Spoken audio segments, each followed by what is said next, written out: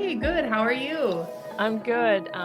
Thank you so much. I'm really grateful that you agreed to kick off our new series, Global Farm Chat, and give farmers kind of a sense of what it is we're wanting to do, and others, an idea too, so that it's really all about just learning about really interesting farmers and what they're doing, diving in a little bit to some of their challenges and some of the things that they think are they're really interested in, and nothing more than that. And then people can find our guests. We'll send out links to the guests website or social media, and so you guys can engage more there.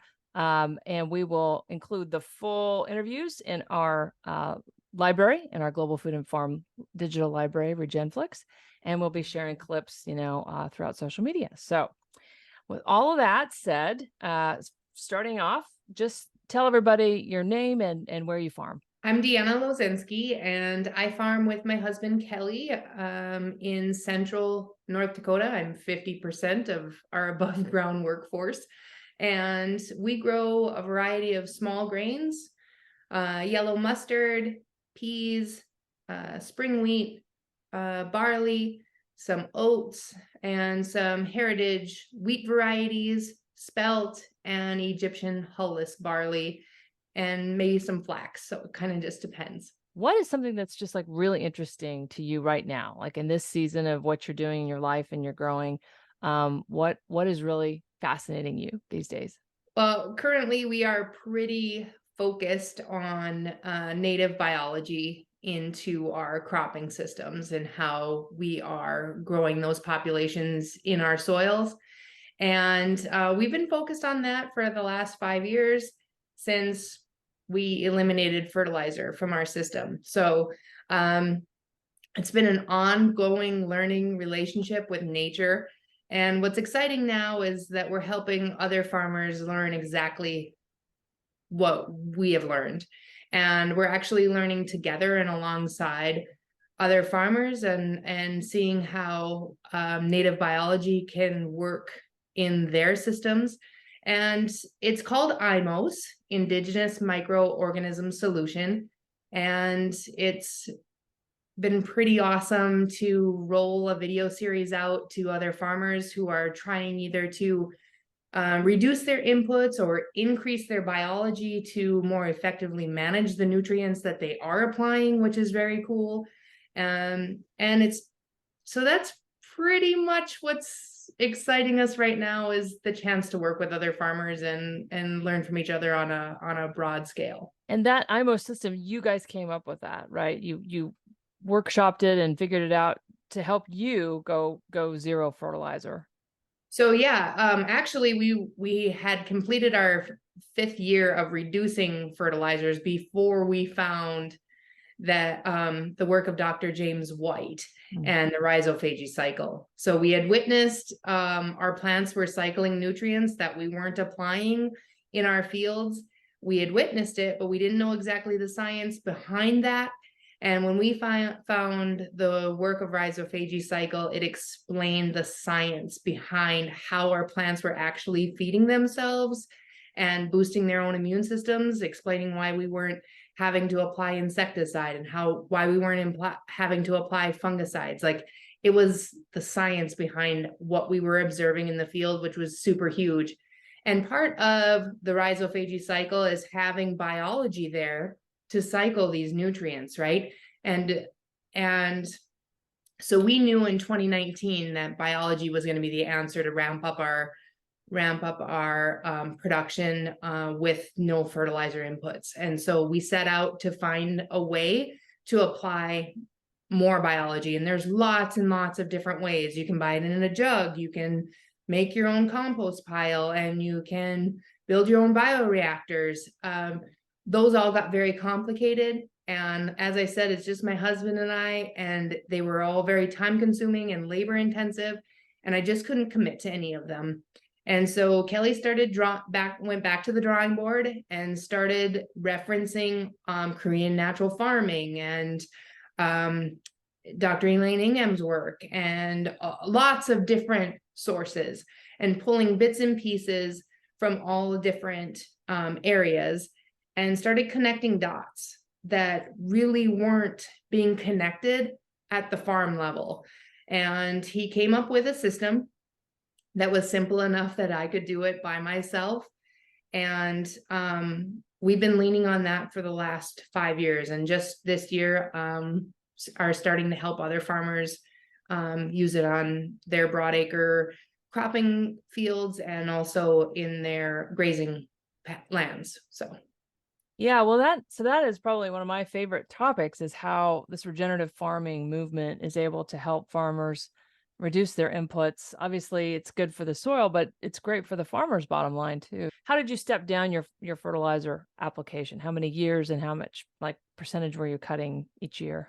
we went, basically it took us 5 years to eliminate altogether. And when I say eliminate altogether, we were full on agronomy. Mhm. So nitrogen, phosphorus, potassium, zinc, sulfur, all of them, we were applying everything. And so that we took our time and weaned ourselves off of it.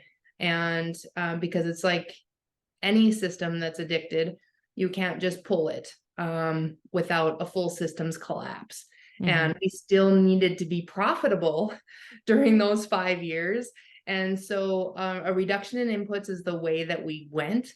And after that, it was more, like I said, we discovered the rhizophagy cycle, kind of appeared to us out of nowhere miraculously, and decided that biology was going to be the answer to continue doing farming in a no input system without mining our soils, right? Because that's what we had been warned about, was mining our soils. And if our biology is there creating the nutrients and making them available, we won't do that. So yeah, and I will say, you guys have been generous with talking about IMOS and how and all that's involved in it. And we've done a couple of interviews with you, so I'll link those too, so folks can watch full, hour-long discussion where you go really dive into IMOS, and encourage you to do that on our YouTube channel. But with that said, even though you've got this great biology going, I'm sure there are still challenges. There always are,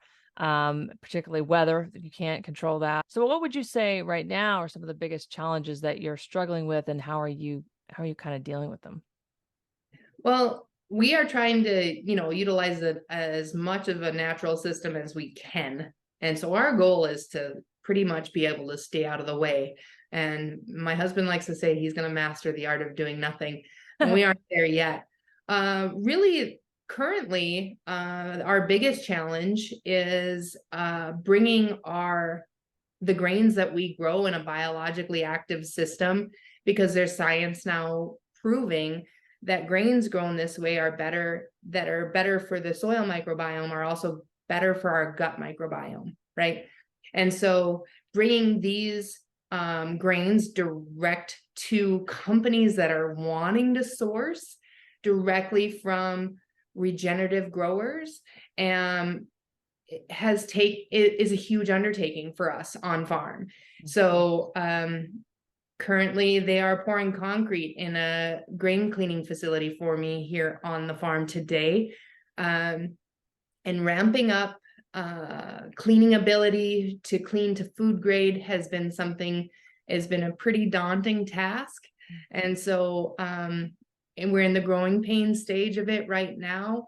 The farming has gotten very easy. Some of the other efforts that we're making to make the foods that we are growing available to the marketplace and available to those companies that really care and are really trying to provide their customers with better food, that's a whole separate spot, which you well know, right? You've been building that bridge for a long time. And so Sadly.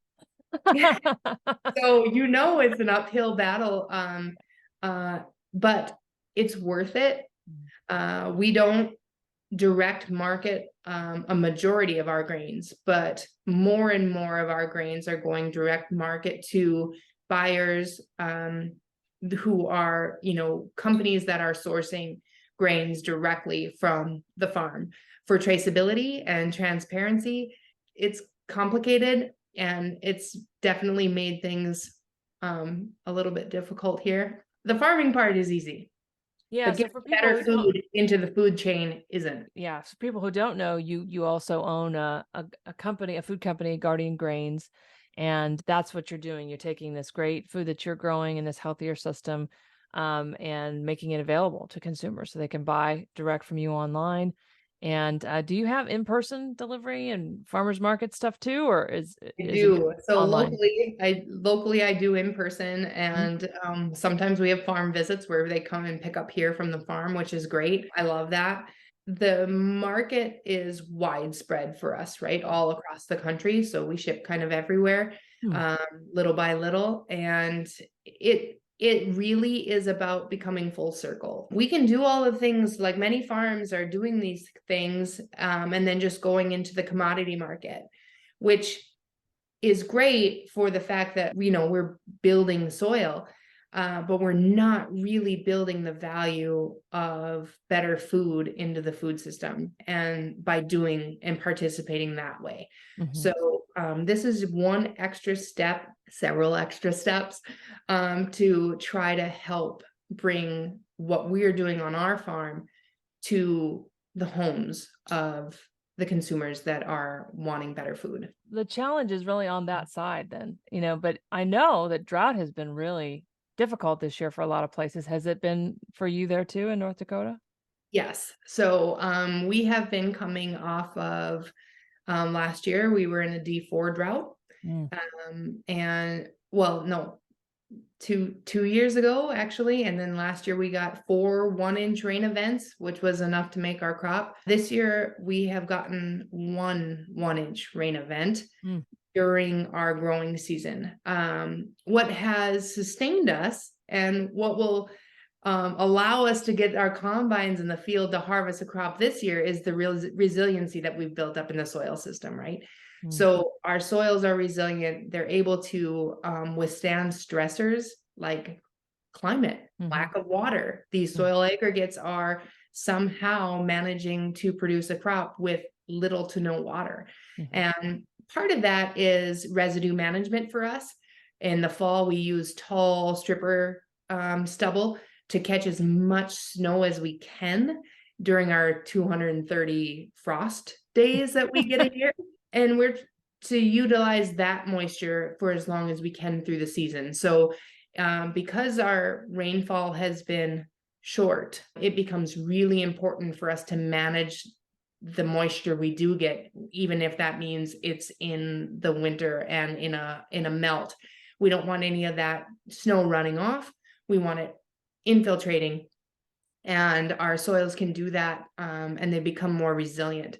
I don't I it's getting more and more difficult to raise a crop when the weather patterns are so shifty at best. Mhm. So we need to focus on soil health here, and aggregate stability and water infiltration, and do the best we can to make sure that every bit of water that we do get ends up in our soils for our plants Mhm. and for our microorganisms, right? Because guess what? Without water, the biology doesn't function either. So Well, and I know that a lot of the regenerative farmers have better outcomes during stressed times like drought because, they both, like you said, the aggregates that they've built up and the armor on top of the soil that keeps what moisture is there from evaporating. People can conflate things or think of regenerative as one practice or one, the example that always gets thrown around is cover crop. Let's add a cover crop and now we're regenerative, which cover mhm. crops are great, but it's this whole system of things. It's not just one thing. And so that's how the magic happens, isn't it? Yeah, it's an absolutely a systems approach, right? And we measure cover crop success rate here in our 134 frost-free days by germination rate, Mm. right? We know farmers in Ohio that measure their success of their cover crop by the tons, Mm. right? We're in a different system. So we really need to be aware of what our weather patterns will allow, really, and be realistic about it. One of the grains that I grow, spelt, for instance, takes 120 days from the time I put it in the soil to the time I take it off, that only leaves me about 14 days, maybe 24 days where I have a frost, something not growing during that frost-free time. So that doesn't give a lot of time to establish a cover crop. But we're working on ways to effectively manage that too. And when moisture is a concern, sometimes it does not benefit us to go in with a seeding rig and put in a cover crop into even in a no-till system to even cut that open just a little bit. So it's a balance, right? And we have some really hard decisions to make on any given year, just to help manage the water, because really that's what it's about for us. Water is our limiting factor on all aspects. Those are the decisions that we have to make. They're not easy. We just try to do the best we can. To wrap up our chat, our global farm chat, I just want to ask you about the mindset shift or continuing that, because that's such a huge part of regenerative that can't be measured on a checklist. It's another topic that you and I love to talk Mhm. about. You can't just measure the checklist. It's not just checklistable. And so it's that mindset of, growing with nature, seeing yourself as a partner with nature and biology in growing things, as opposed to, a combatant where you have to just kill. It's about grow, not kill. But that shift in mindset can be very hard, especially when you have so much financial stress, so many burdens, pulling you into what seems to be the safer path, the conventional path. So for those that are kind of maybe just starting that journey or thinking about that journey, maybe you could share with them how did you start to kind of make that journey, and what are some things that the people who want to go in this direction or feel like they need to but feel overwhelmed, like I don't even know like where to begin or how to think about thinking differently. So maybe just some of your early experience in that shift and advice, if you would. Sure. Well, for us, it comes down to the whole mindset of being a good farmer is pushing big yield, right? That has got to change. That has got to change for our soil health, for our mental health. All of that has to change. But because of that system of building a farmer's worth based on their yield they grow, because of that, that is one of the hardest things to shift. So, and we hear a lot, yield pays the bills, right? Yeah. So what if our bills were less? That's how this all started for us. Kelly wanted to find a way to start reducing our amount of bills. And that came a majority of those bills. Sure, we have equipment costs. Yes, we have overhead costs. But the inputs, right? If we could dial those back and not have so much going into it, because that's the other problem, right? Not in my area, but in other areas like Iowa, where their land rents are $400 and $500 an acre, they're forced to grow corn and soybeans just to pay the bills because the yields are so high, because they've been pumped up on steroids, right? The yields are so high, the landowners demand more rent. Yeah. So everything gets out of whack. And maybe if our yields were less, our land rents wouldn't be so much. And we'd be producing better quality and still have a microbial community underneath our feet that's working for us and with us. It's a huge, huge hurdle, right? And so unfortunately, those areas that are doing $400 and $500 an acre cash rent, it makes it very, very difficult to adopt some of these things that we're talking about. But what if we could get the biology in those soils on your seed to help utilize your inputs more efficiently, right? And so maybe that you're still fertilizing, but you now have the biology there to make those fertilizers more plant available. And so biology plays a key role, whether it's in a reduced input system or whether we're doing full-on agronomy. Biology will benefit both. But I think our transition from the high input farming method to where we are now would have been a lot smoother if we had added biology during those 5 years of reduction.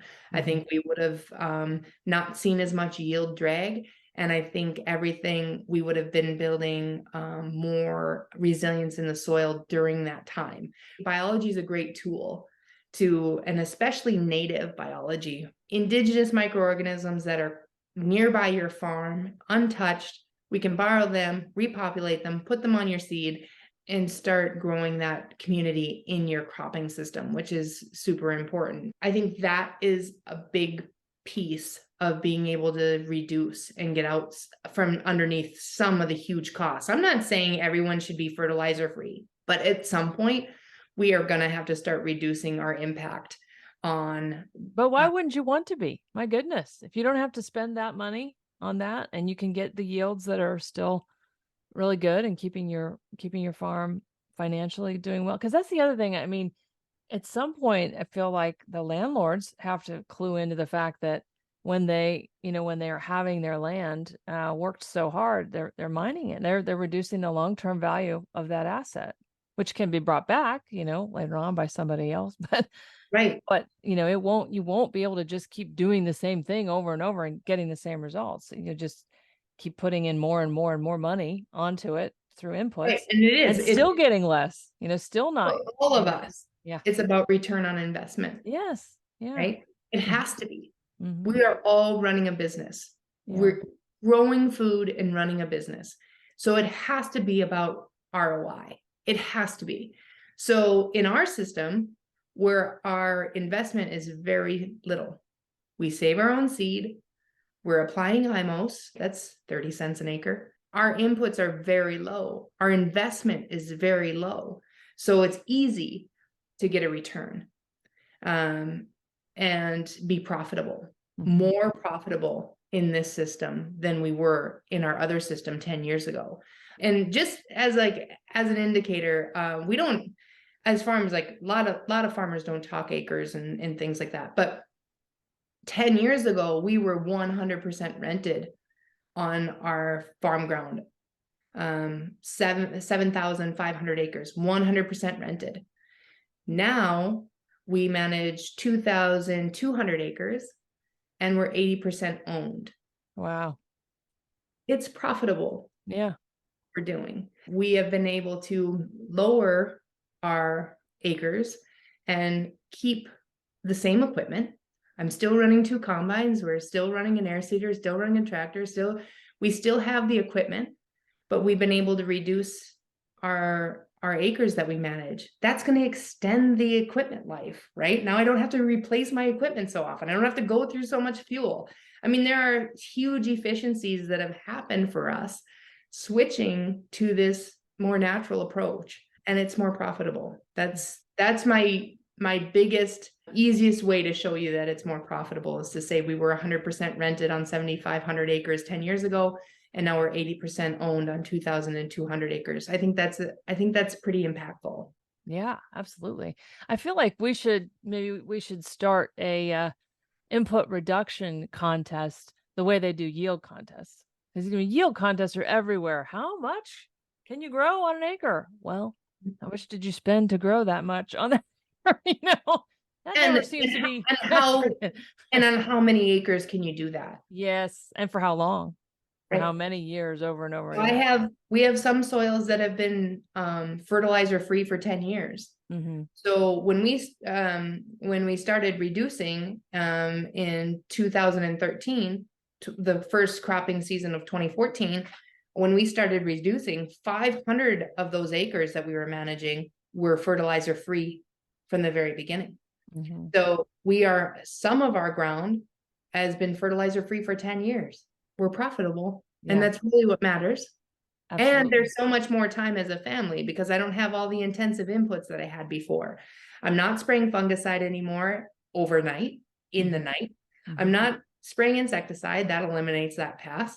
And we're over the ground, less trips over the fields. And so less impact from us means more time together. And so much time that you launched a food company.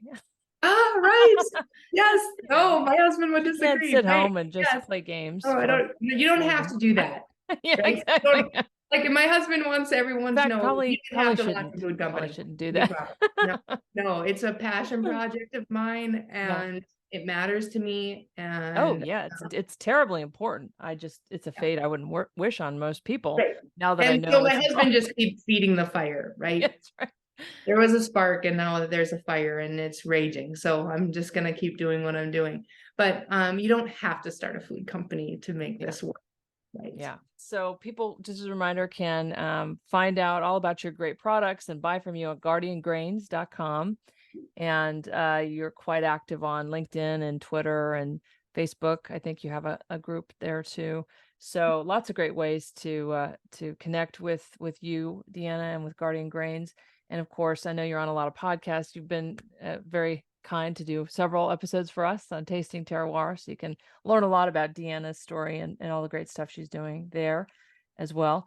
So thank you so much, DeAnna. Really appreciate your time and sharing all of this great learning and heartfelt and wisdom. Well, thanks for trying to connect all of us together so we can do a better job and we're Yeah, not alone anymore, right? that's right.